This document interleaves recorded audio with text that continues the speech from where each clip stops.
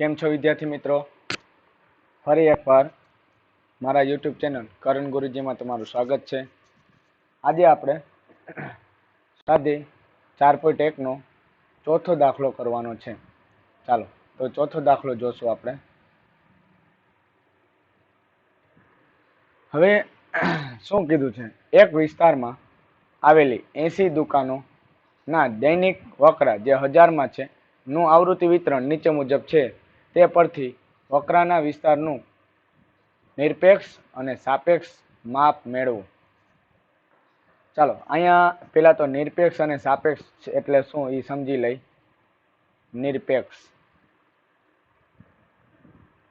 નિરપેક્ષ એટલે r, જે આપણે ભણી ગયા xh -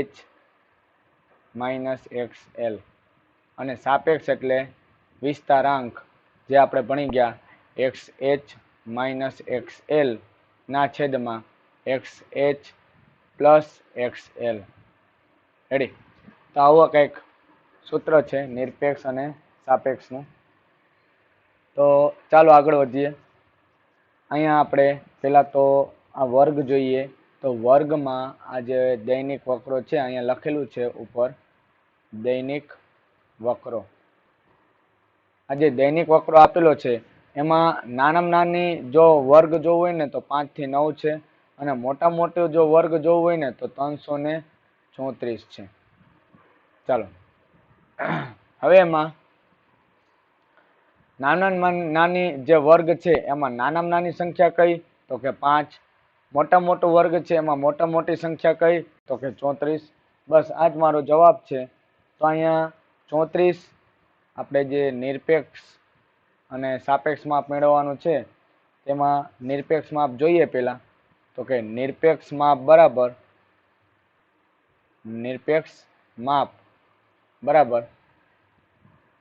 તો કે 34 - 5.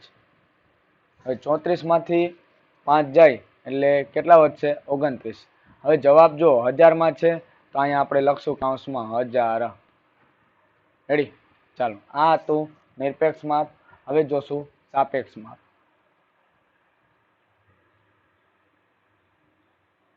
સાપેક્ષ માપ બરાબર xh - xl છેદમાં xh પ્લસ xl. ચાલો તો અહીંયા ઉપર હતું 34 - 5 છેદમાં છે 34 પ્લસ 5. 34 માંથી 5 જાય તો 31, અને 34 માંથી 34 પ્લસ 5 એટલે 39. સોરી, 34 માંથી 5 જાય તો 29 થાય,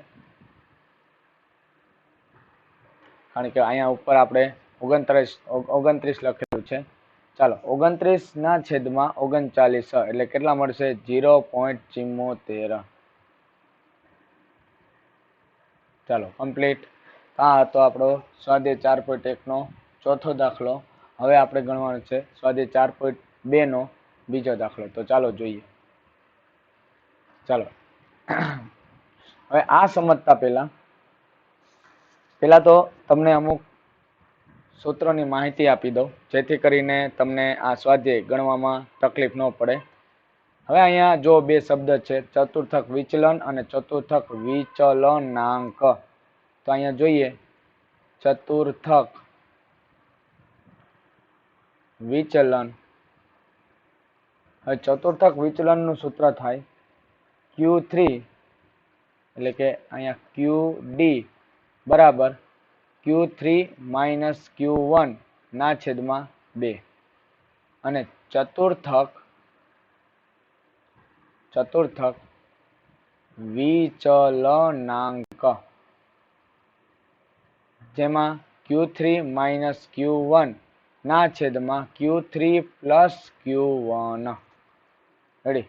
તો આ વિચલનાંકનું સૂત્ર છે. હવે આપણે જો તમે આની પહેલા ત્રીજું ચેપ્ટર ભણી ગયા હોય તો એમાં આપણે Q1 અને Q2 અને Q3 આ ટોટલ 3 ચતુર્થક ભણી ગયા છીએ.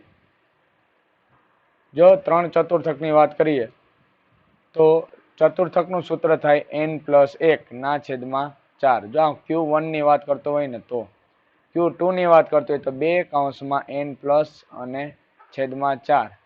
અને જો 3 ની વાત કરું તો 3 કૌંસમાં n+1 છેદમાં 4 ટોટલ 3 જ ચતુર્થક હોય તો મેં અહીંયા લખી દીધું. રેડી? મેં આ શું કરે 3 લખ્યું તો કે આપણે આ બીજાની કાંઈ જરૂર નથી, પણ આપણે પહેલાની અને ત્રીજાની જરૂર પડશે. જ્યારે પણ Q3 અને Q1 આપણે ગોતવામાં આવશે તો ત્યારે આ બે સૂત્ર Q1 અને Q3 નો ઉપયોગ કરવાનો હોય. રેડી? ચાલો આગળ વધશું. આની પહેલા મેં એક સૂત્ર તમને સમજાવેલું છે, વિસ્તાર અને વિસ્તારાંક. એવી રીતના અહીંયા છે વિચલન અને વિચલનાંક. રેડી? આ બંને સૂત્રો જ્યારે પૂછાય છે ત્યારે બંને સાથે જ પૂછાય છે, એટલે ધ્યાન રાખજો. ચાલો દાખલો ગણીએ.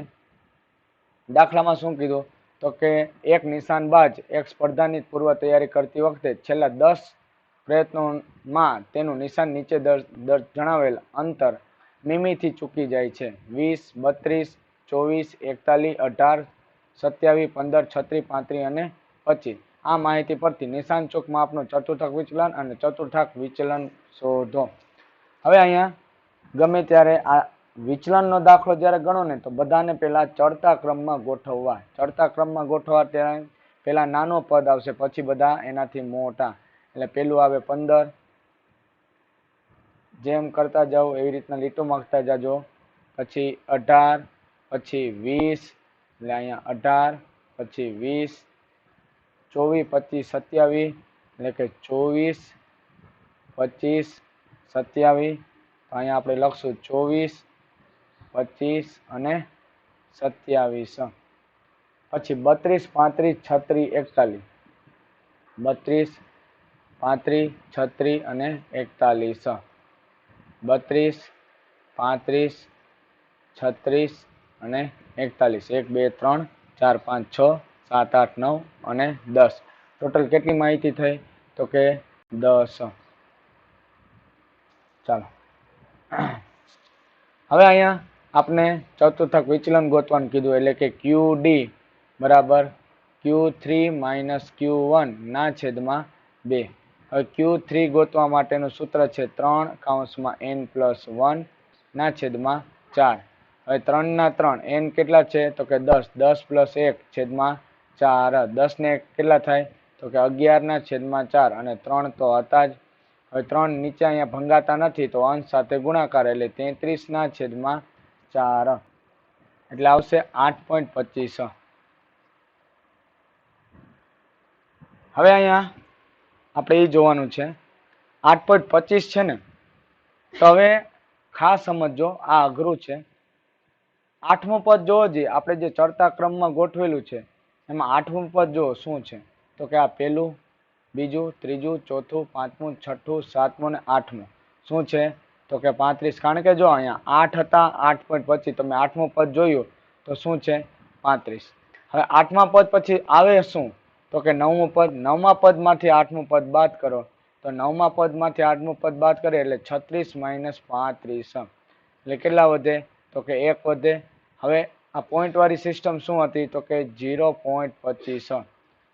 રેડી? આ 1 ને આ જે 8.25 જે વધેલા હતા તો પોઈન્ટને 1 વડે ગુણો, કારણ કે અહીંયા 36 માંથી 35 ગયા તો 1 આવ્યા.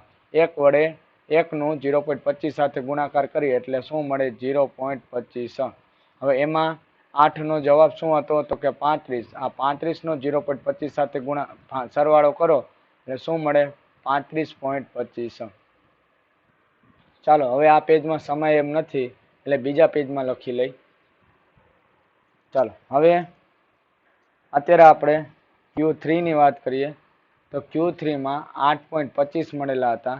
તો જો આ ફરીથી સમજાવું છું તો કે 8 નો જે જવાબ અને 25 નો જે જવાબ એ કેમ ગોતવો ને એ મેં તમને અહીંયા બતાવ્યું છે. હવે 8 નો જવાબ જોજે, અહીંયા આ પહેલું પદ, બીજું પદ, ત્રીજું પદ, ચોથું પદ, પાંચમું, છઠ્ઠું, સાતમું અને 8મું. 8મું પદ શું છે તો કે 35. ચાલો મેં 35 લખ્યા. અને હવે 8મા પછી કયું પદ છે 9મું, તો કે અહીંયા જો 8મા પછી શું આવ્યું 9મું, તો કે 9મા પદને 8મા પદમાંથી બાદ કરીશ. એટલે કે 9મા પદમાંથી 8મું પદ બાદ કરીશ તો 9મું પદ શું છે જોવો જી, તો 9મું પદ 36 અને 8મું પદ 35. એટલે 9મું પદ 36 ને 8મું પદ 35. તો 36 માંથી 35 જાય તો 1. હવે આ 1 તો ગણતરી કરવા માટે લીધા, પણ 8 પછી અહીંયા પોઈન્ટ પછી શું જવાબ હતો તો કે 0.25. તો આ 0.25 નું સાદુરૂપ આપીએ એક સાથે તો કે 0.25 જ વધે. અને 8 નો જવાબ આપણી પાસે શું હતો તો કે 35. તો કે અહીંયા 35.25 આવો જવાબ મળે. ના ખબર પડી હોય તો હમણાં Q1 ગણીશ જ જોઈ લ્યો. Q1 બરાબર n+1 ના છેદમાં 4. n આપણા 10 હતા, એકના 1 અને છેદમાં 4 એટલે 10 ને કેટલા થયા 11. 11 ભાગ્યા 4. 11 ભાગ્યા 4 કરશો એટલે આપણે આ મળે 2.75. રેડી. હવે 2.75 મળે એટલે બીજું પદ અને 0.75મું પદ. હવે 0.75 ગોતવા માટે તમારે 3 માંથી પેલા 2 બાદ કરવાના, ત્રીજા પદમાંથી બીજું પદ બાદ કરવાનું અને જે જવાબ મળે એની હારે 0.75 નો ગુણાકાર કરવાનો. તો જોજી બીજું પદ આમાં શું છે તો કે બીજું પદ 18 છે અને ત્રીજું પદ 20 છે. બીજું પદ 18 છે અને ત્રીજું પદ 20 છે. 20 માંથી 18 જાય તો કેટલા વધે 2 વધે. 2 નો 0.75 સાથે ગુણાકાર કરો એટલે 75 દુ 150 થાય. એટલે કે 18 ના 18 પ્લસ 2 નો 0.75 સાથે ગુણાકાર કરી એટલે 1.5. એટલે આપણે જવાબ મળ્યો 19.5. રેડી. ચાલો હવે અહીંયા આપણે ચતુર્થક વિચલન જોઈએ. ચતુર્થક વિચલન. હવે ચતુર્થક વિચલન એટલે શું તો કે Q3 - Q1 ના છેદમાં 2. હવે Q3 કેટલા હતા તો કે 35.25. Q1 કેટલા હતા તો કે 19.5 છેદમાં 2. રેડી. કારણ કે ચતુર્થક વિચલનનું સૂત્ર Q3 - Q1 છેદમાં 2 એટલે આપને જવાબ મળશે 15.75 ના છેદમાં 2. હવે 15.75 નો 2 સાથે ભાગાકાર કરો એટલે 7.86. આ આપણો જવાબ. એના સિવાય જો ચતુર્થક વિચલન ના કરવું હોય તો Q3 - Q1 છેદમાં Q3 પ્લસ Q1 એટલે Q3 - Q1 નું 15.75 થયા અને Q3 પ્લસ Q1 ના 54.75. 54.75 આ બંનેનું સાદુરૂપ આપીએ એટલે કે 15.75 ભાગ્યા 34.75 કરીએ એટલે 15 દુ 30, 15 0 29 એટલે 0. શું આવ્યા 29. રેડી. તો અહીંયા આપણો પહેલો દાખલો પૂરો થાય છે. હવે આપણે બીજો દાખલો જોવાનો છે જે નેક્સ્ટ વિડીયોમાં આપણે જોશું.